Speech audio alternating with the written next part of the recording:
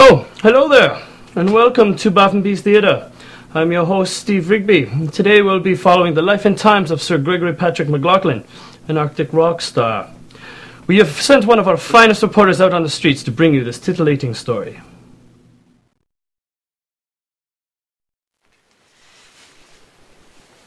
Jason, how can I tell this thing's on? There's no red light. I don't really know. Oh my god, am I late? I'm sorry. No, Thank you so much for coming. Yeah, no, take a seat right here. Like over here? Okay. Yeah, this is awesome. So we're just waiting for a cameraman to come. Can I give you a glass of water or anything? No, I'm good. But I was just actually wondering, is Gregory Patrick McLaughlin going to see this video? It's very possible that he will. Oh my god. Let's say we're rolling. Oh my god. Okay, do I look okay? Yeah, you look great. Great. So just, I'll get you to just like look at the camera, and I'm going to ask you a few simple questions, and you know, that's what we're going to do.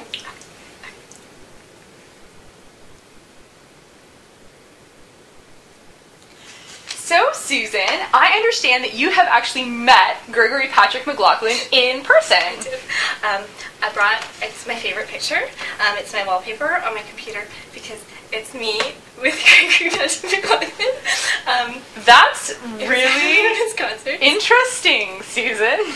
Can you tell me a little bit about why his music has affected you so much? Because I just think he's just so awesome. He writes stuff and it's brilliant. And I feel like,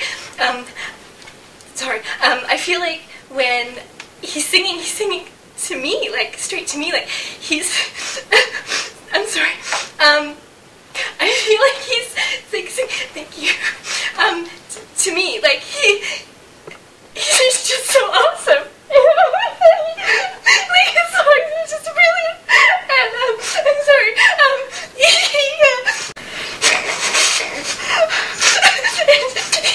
it's just awesome. Like it's like space to me.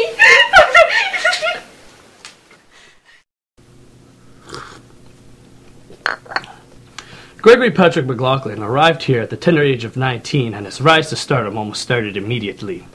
He instantly became an industry unto himself, providing influence to local talents and artists in the community.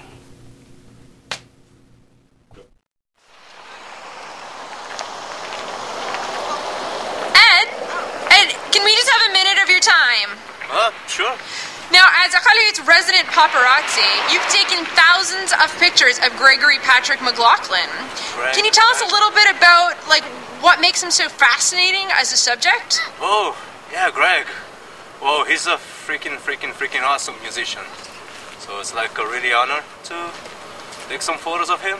It's like being close to Bob Dylan, and he hates pictures, and Greg is like, whoa, that's awesome.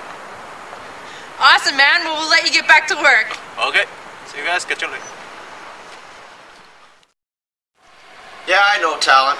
I booked Greg here a few times. The only problem was all the screaming women that followed him around. That was a headache.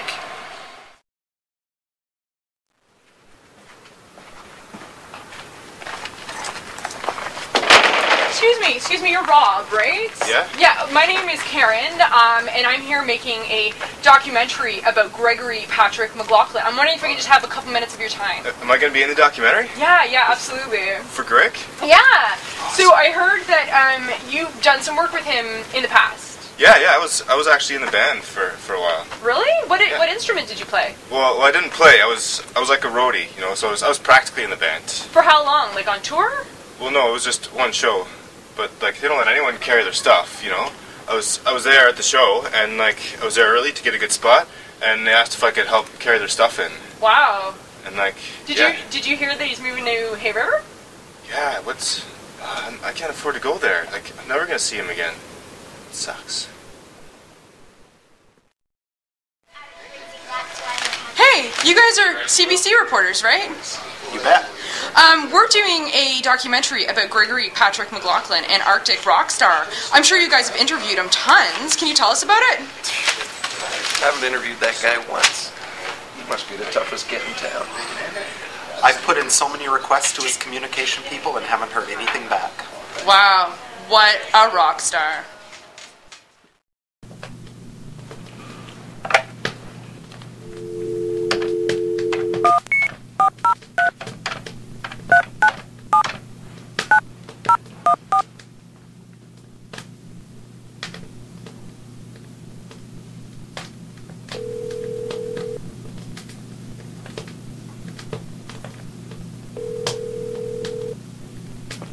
Hello? Yes, hello. Is this Aaron? Yes, it is. Yes, Aaron Boak, the famous artist from Alberta. Yeah.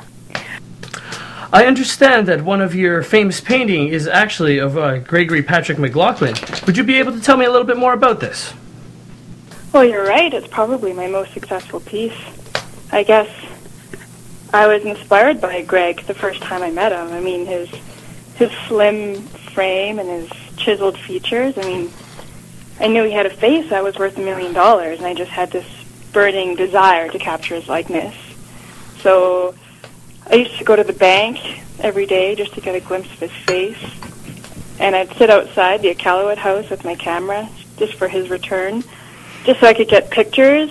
And I also Google searched him, and I found pictures on the internet, and I would get people to take pictures of him when they were with him at other times, and I used to go to his shows all the time and sit in the back and just stare at his face. And I'm just at a loss for words. I was just so struck by him. So I've been working on a series of portraits of Greg. And I guess my career's really been looking up since then, just getting some really amazing work. He's such an inspiration to me. Great, yes. Well, thank you very much for that. He was truly a marvelous man indeed. Yes, goodbye.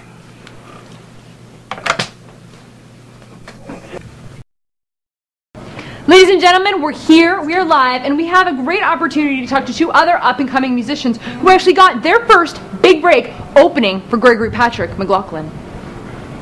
Hi, Greg. Hey, Greg. I'm Jordan. I'm Kyle.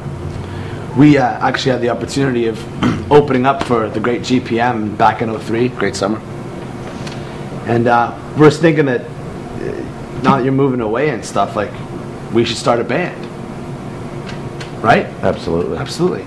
So, although you're going to Hay River, we thought we'd learn one of your favorite songs. What? Is that where you're going? Yeah, he's going to Hay River. Going to Hay River? Hay River. And we thought it would be a good idea to learn one of your favorite songs to prove to you that we are able enough to join forces. Anyway, we've worked hard on this. We know how much you appreciate great musicianship and a great song when you hear one. This is something that we know you'll love.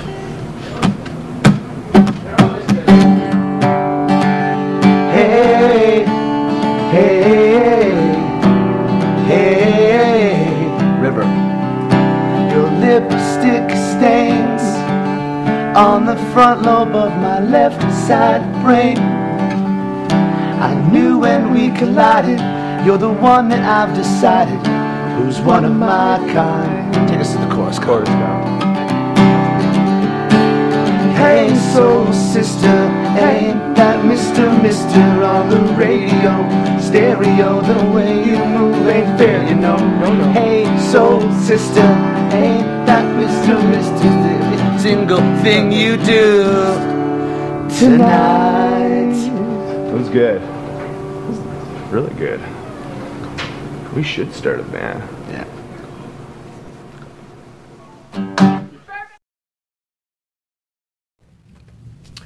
The dynamo of Gregory Patrick McLaughlin truly touched the hearts of many around the world.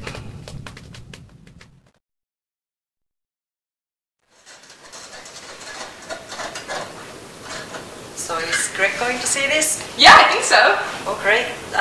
Greg, olen suuren fanisi Suomessa. I've been waiting so long to see you, and tulin tänne ihan vaan sinun takia. Se Greg, minä rakastan sinua, ja I made this just for you. Will you marry me?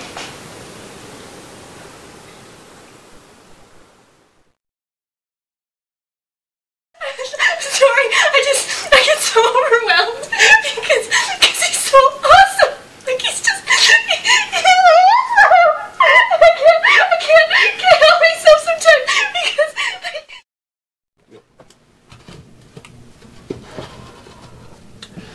wasn't always bright lights and screaming fans, of course. Raging rock star by night, Gregory McLaughlin was a mild-mannered banker by day. Of course, the road to stardom isn't always easy, and broken hearts are a common byproduct on the road to fame.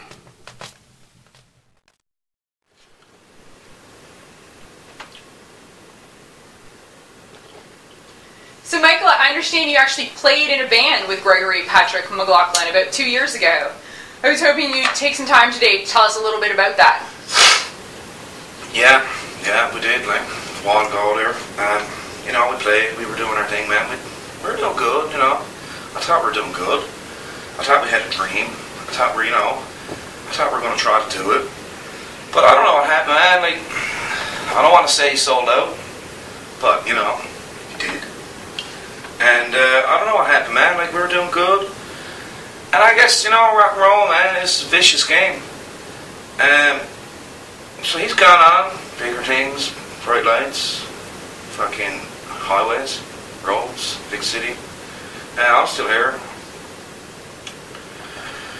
Just doing my thing.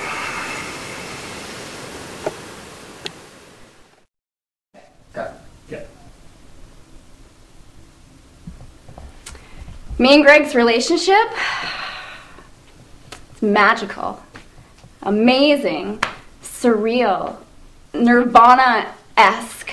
I mean, we were the Ashton Kutcher and Debbie Moore of our time. We shared everything together. Laughs, stories, memories. I mean, we might as well have shared the same brain, the same heart. Chlamydia. But you know, there were some bad times. I mean, he was a rock star. It's booze, drugs, whores.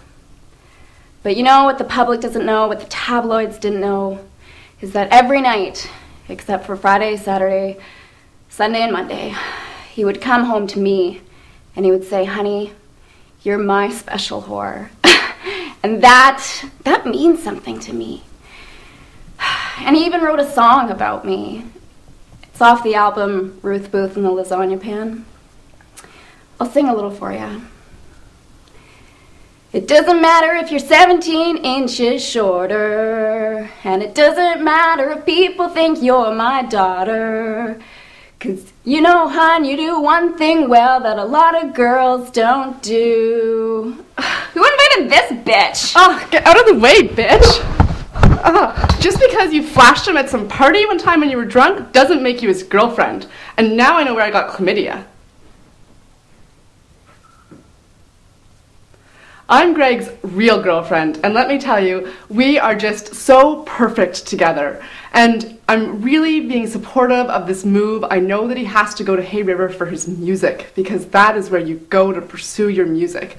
And I really want to do everything I can to support him, so I'm going to go there with him, and I'm sure that there's got to be a Northern, and I'm sure I can get a job as a cashier, and we are going to live there and be so happy, and Greg is going to make a great album that's going to be even better than Ruth Booth and the Lasagna Pan.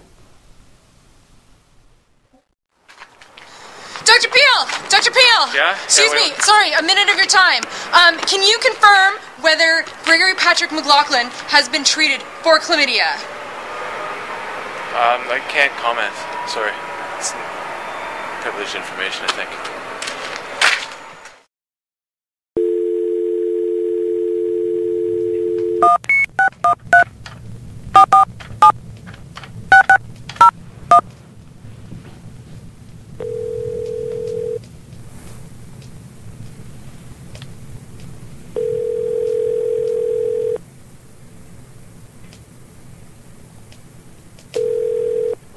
Hello? Hello, is this Andrew? Yes, it is. Yes, I understand that you were on tour with Gregory Patrick McLaughlin in Europe. Would you be able to tell us a little bit about that? Gregory Patrick McLaughlin. Yeah, we traveled together in Europe. It's kind of a pilgrimage, hoping to kind of redefine our musical roots and maybe see if we could take our music in a different direction, and I mean, it was a great time. We both learned quite a bit, but I mean, it just got, the tensions they built up so much. I mean, you look at a guy like Greg, and you go to Europe with him. It's just, I was expecting to have so much time with him, but the fact was, is just anytime it was free for us to be together, he was hanging out with all these women. Like, it was, I mean, and I understand. I mean, a guy, you know, with that much talent, it's kind of hard for a girl to stay away from. I get that, but you know, it'd be like, for example, we'd be hanging out one night, and we're about to go out and have a good time together and talk music, and we go down to a bar, and of course there's an open mic, you know, and we'd be hanging around, and he'd set up his name, and he'd go up on stage, someone put a guitar in his hand, he'd never touched a guitar before in his life, you know, and bang, he writes the song, and he's right on stage, and he sings it, and then all the women in the bar, it was like a faucet. It was just like, it was unbelievable. I've never seen anything like him. You know, the next morning we plan to go to breakfast, you know, and I plan on, you know, talking about music and where we're going with it, and, you know, talk about love and poetry and, you know, Tom Sawyer and like Huckleberry Finn kind of stuff, you know, like.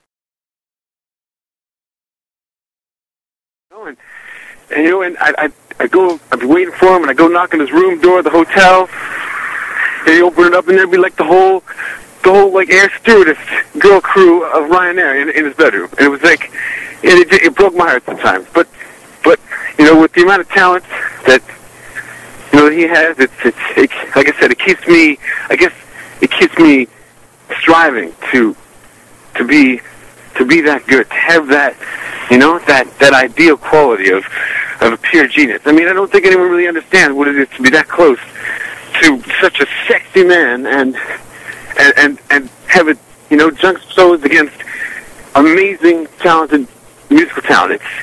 It's unbelievable. You know what? I think that's all I really want to say about that. I think I should probably go right now. I should probably go. Goodbye. Well then, thank you very much. Goodbye.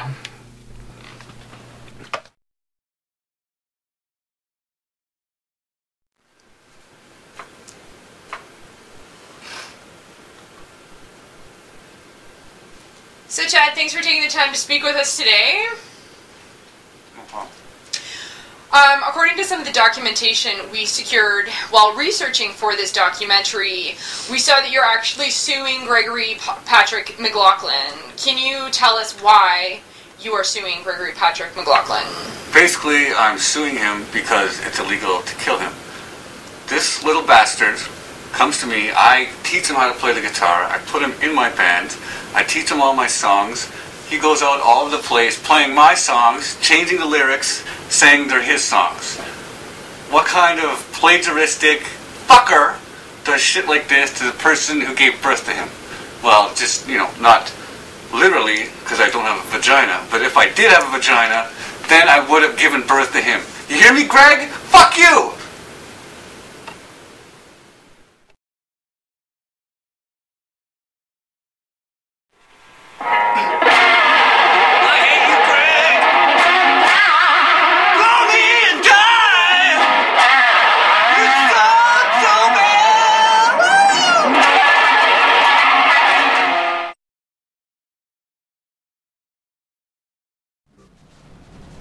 Do I know Gregory Patrick McLaughlin?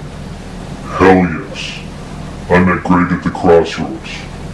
He stood there all lanky with the guitar case in his hand, and I tried to offer him all the money and woman and fame the guy could ask for in exchange for his soul. I'll never forget.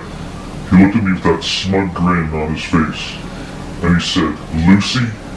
And I don't know why he called me Lucy. He really annoyed me.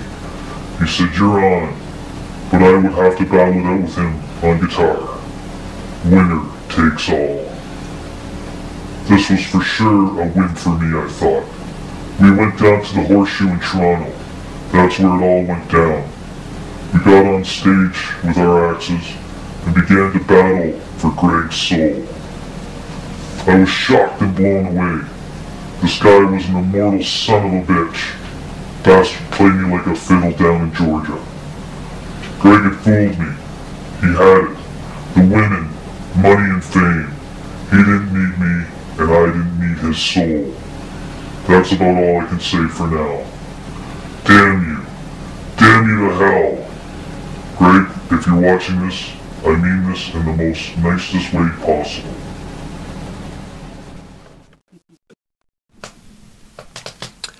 And so, dear viewers, as you can see, Gregory Patrick McLaughlin was a multifaceted man, and Echalovit's loss will truly be Hay River's gain.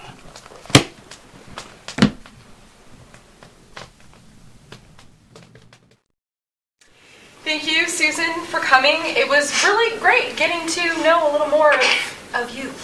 I'm really sorry I broke down. I get emotional. Understandable. Understandable. I'm just really gonna miss Gregory when he goes to you, River. No. Ready? Okay. Introduce a booty call, take 3.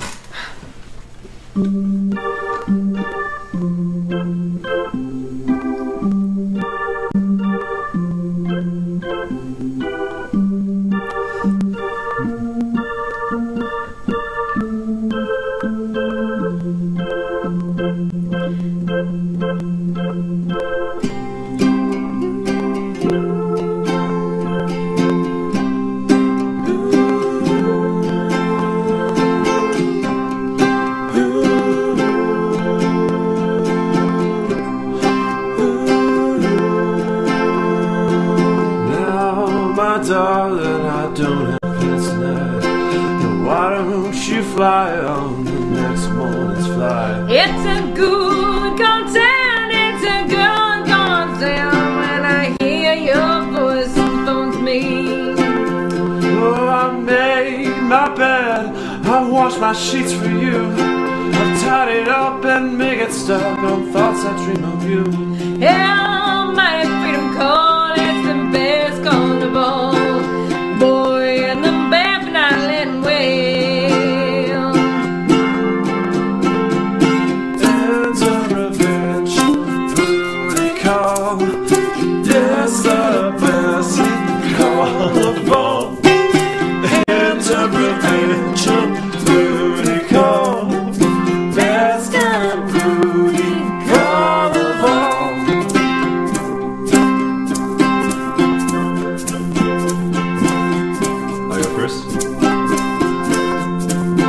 I've been watching the clock, I'm wishing away my time. I've got my coffee burning black, my thoughts are wandering down the line.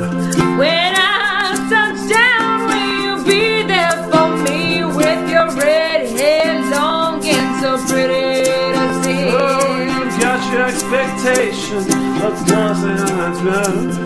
I'm sick of goddamn miracles that keep me away from you. Hey, man, Dr. Jones! Oh, okay, wait, pretend that one's doing it. Where I live is dark and cold, but I'm afraid of getting on without a pretty face like yours from me.